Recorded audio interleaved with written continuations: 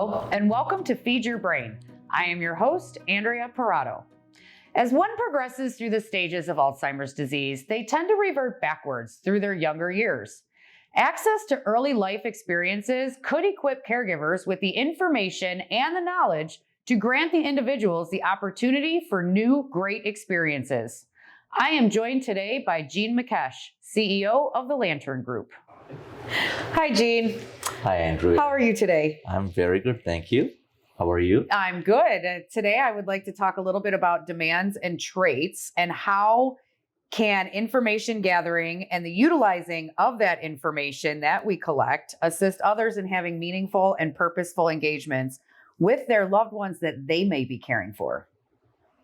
I have to tell you a story. The only way I can effectively describe demands and traits is actually telling my own story. Tell me a story. So, in a couple of years ago, I had to go attend my college reunion, and which I look forward to. So much fun catching up with my friends, and my friends live in different parts of the world, different parts of the country, so they all come. It's a nice time. We all have a good time.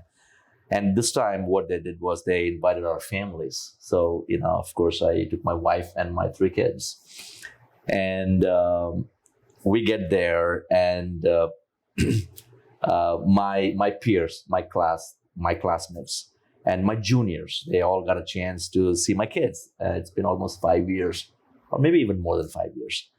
And, when I was in college, I was very laid back. I was always smiling, laughing, never took life seriously, never really planned anything. I just lived my life.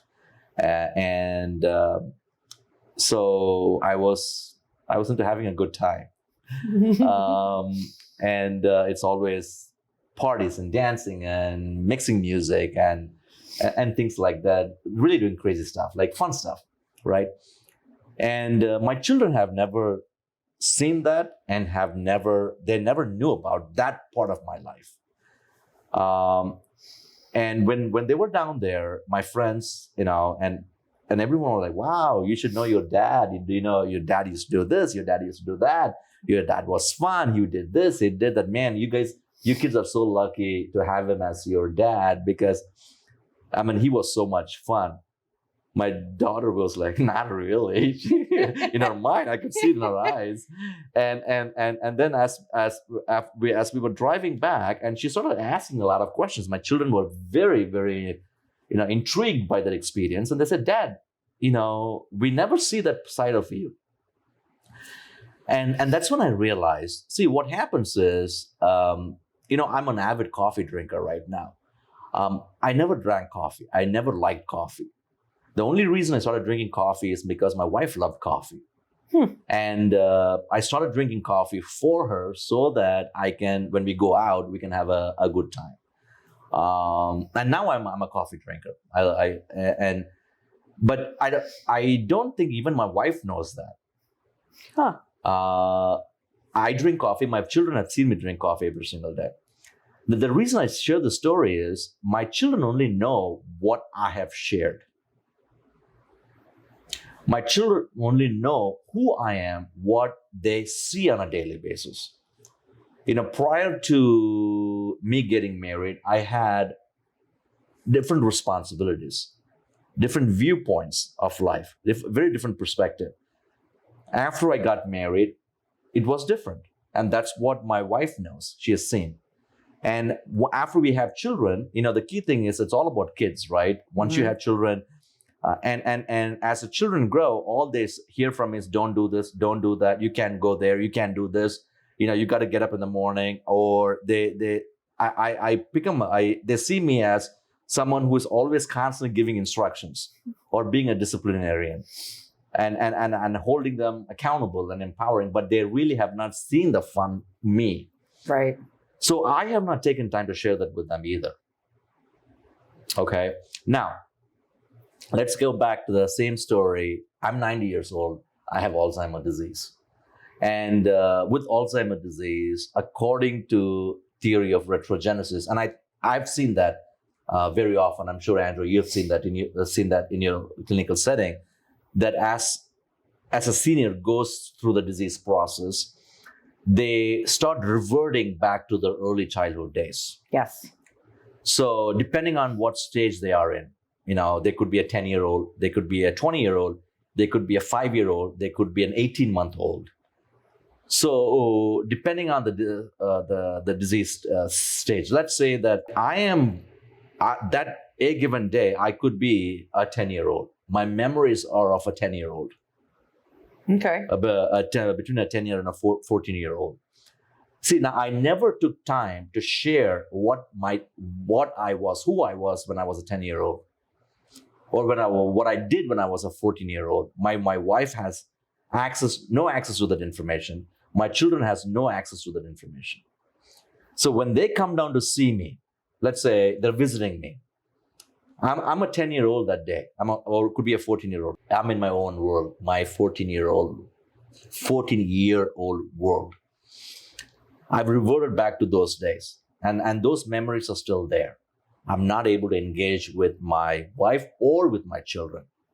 And when they would ask me questions, they would talk to me.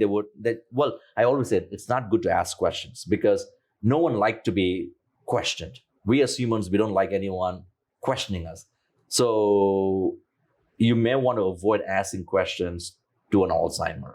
Okay. That would be seen as a form of interrogation, and or a form of a feeling of not being good enough. It could mean a lot to them. So it's very important to avoid asking questions. You create opportunities where you can have a meaningful and a fun, a purposeful discussion. You don't want to ask questions. So let's say that my wife is visiting me and she's talking about today. Well, I am in 1970s, late 70s. Okay. My world is late 70s. The music, things that I can relate to, potentially who the president is, prime minister is, the governor is, whoever it is at that time. My engagements, with the world, my life, that's where I am. If I did not share that information, my 14-year-old information with my children or with my wife, they will not be able to meaningfully engage with me. Okay. So they would not know what I'm talking about. They would say, that is not making sense. It really creates, it doesn't make that experience. Remember, we talked about the great experience at one point. It does not, there are the opportunities for her or for me to have that great experience is nullified. So it's very important, I think, in my mind, is to understand we all have a certain traits, and I call them virtues or characters, which defines our personality, who we are, and that the personality creates a sense of demand to people around us. Okay. So it's important, for me, one of the things that I do now is I talk to my children about my life, a 10-year-old, a 15-year-old, 20-year-old. And, for example, before I met my wife, I had a few other friends, female friends. And even though it's not appropriate, I think it's important for my children to know a bit about that. Because if I have the disease and I revert back, if I retrogenesis, there's a very good chance those individuals that I knew during that era, during that time frame, they become significant to me. And those memories become significant, I should say. And then I would bring their names. And I may even actually call my wife, by a name that I'm very familiar with. So it's very important, I think, in my mind. I think for we as humans, now we know about the disease. It's a progressive disease, and I always say that when you get old, there's a chance that you may have the disease, or there's a chance that you would actually care for someone that will have the disease, or there's a chance that you would know someone that have the disease. That's what we're looking at, when it comes to Alzheimer's disease. So it's important, I think, for us as families or friends to have those kind of informative engagement with our family members about our own lives. I want to touch base on a kind of a touchy subject, Yes. a little controversial probably. You talked about retrogenesis and how you may be living in the 70s where we're in present day, and I'm trying to engage with you and you're talking about things from the past and I'm trying to bring you up to speed on the present. So the question is reality orientation. Is it Yes. a good thing or is it a bad thing? Well, I'm going to respond to that question by describing a scenario, Okay. and then I'll ask that same question to you. Okay. So I have a 3-year-old. Okay. A 3-year-old sees things very differently than I do, Yes. engages with things very differently than I do, Yes. right? Mm-hmm. Now, what do you think is the right way? If I want to bond with a 3-year-old, do I inspire, motivate, and encourage the 3-year-old to enter my world, which is, my age-appropriate world? Or you think I would be able to win favor if I dive into the way the 3-year-old is thinking? I don't think that as a 3-year-old, I would be able to understand your world. I think that you would have to enter mine. Yeah, you would right. have to meet me where I am because there's no way I could understand and process how your world works at your mature level. Yeah, exactly. There's a way I motivate a 3-year-old to bond with me, encourage a 3-year-old to drink milk out of the milk bottle, Mm-hmm. or feed himself Mm-hmm. or herself. The way I play with a 3-year-old, I have to lay on the floor, Right. get on my knees, crawl. They're not going to do the New York Times crossword puzzle. You have to do activities that are sort of at a 3-year-old level. Exactly. You're right. It truly is a controversy. I still remember that, this topic was very hot. And I heard one of them tell me that, well, the individual that I was speaking with, I think she was in her late 30s. And she told me that, well, if I have the disease, I don't want you to lie to me. I don't want you to tell me if I am saying something. Let's say that I'm looking for my mom, or looking for my 4-year-old. I need you to tell me that my mom is dead.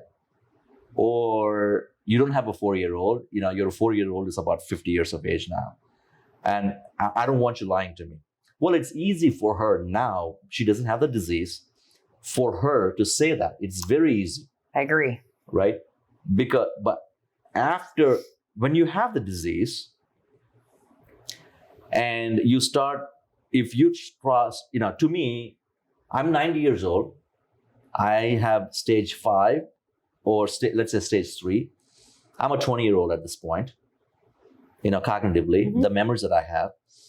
And I'm telling you that my mom is alive. And I'm telling you that I have to go home to pick the kids from school. Mm-hmm. And if you tell me that I'm 90 years of age, my mom is dead, and my children are not there, now, not only you actually created a situation where I will not be able to understand, and I will not be able to relate to what you're saying.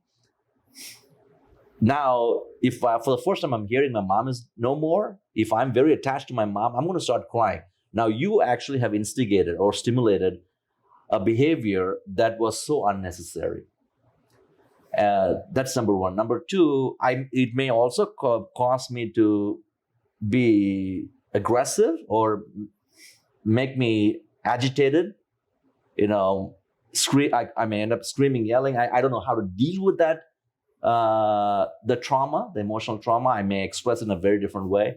And now, all of a sudden, I've created an opportunity or you have created an opportunity for me in need of a psychotropic drug. So there are a lot of things involved. What I've seen that works really, really well is a senior or an individual with Alzheimer's disease. They're living in a world, and I call it revelation to a unique world. They're living in a very unique world. Okay. Sometimes, they can express that world to us. Mm-hmm. They can describe the world to us either through words or through behaviors. Sometimes they may not be able to. Again, it depends on the stages of the disease process, where they are with the disease. So I don't think it's fair for me to drag them into my world and really create chaos, confusion, agitation, aggressiveness, and other form of dysfunctional expressions that potentially could end up hurting them, harming them.